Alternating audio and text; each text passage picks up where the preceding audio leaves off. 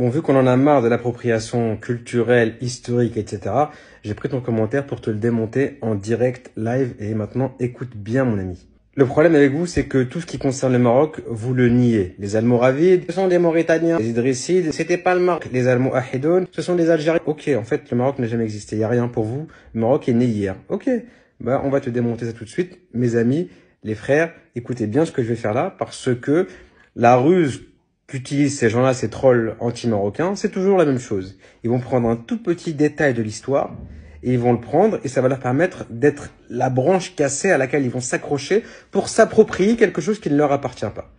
Les Almohades, si vous voulez les détails, j'ai fait 2 vidéos, 2 grosses parties qui décrivent l'histoire des Almohades, des Almohahidoun, qui sont une des plus grandes dynasties qui a régné sur le Maroc. Rapidement, je vous fais le résumé. Si vous voulez davantage d'informations, allez voir la vidéo.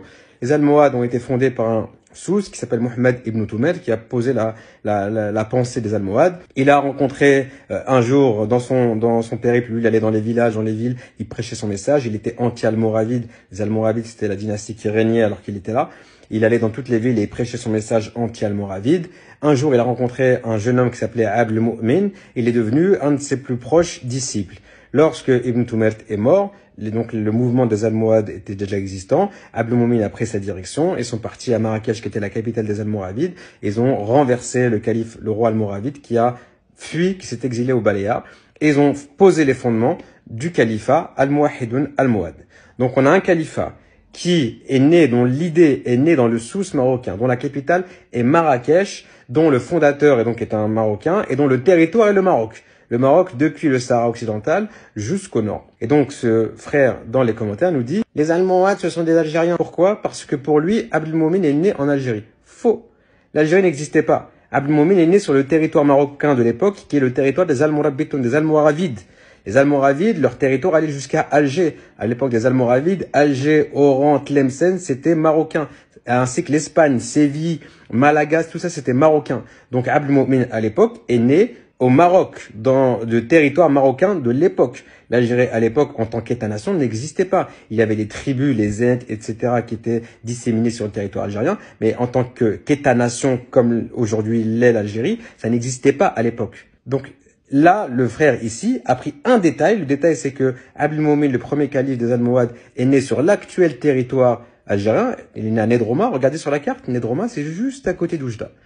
Et sur ce détail-là, il s'approprie toute l'histoire du calife almohade. Il se l'est approprié, la capitale Marrakech, le territoire qui est tout le Maroc, le fondateur qui est un Marocain. Il s'est tout approprié parce que aujourd'hui, si Abd al-Mu'min naissait aujourd'hui, il serait sur l'actuelle Algérie. Mais frérot, l'actuelle Algérie, c'est pas une Algérie historique.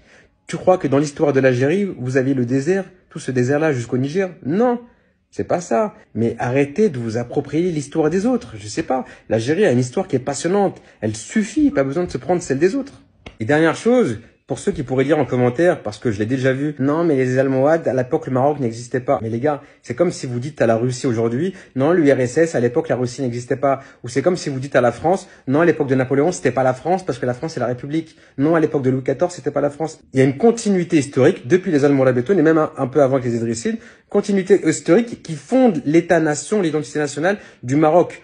C'est ce qui fait que le Maroc a une forte identité nationale. Parce que depuis 1000 ans, on n'a jamais eu au Maroc les Abbassides, on n'a jamais eu au Maroc les Ottomans, on n'a jamais eu tout ça, nous, au Maroc. On est resté dans une indépendance totale de tout ce qui se passait à l'Est. Donc, me dites pas, non, c'était pas le Maroc. Si, c'était le Maroc. C'est juste que c'était une autre dynastie royale, une autre dynastie régnante.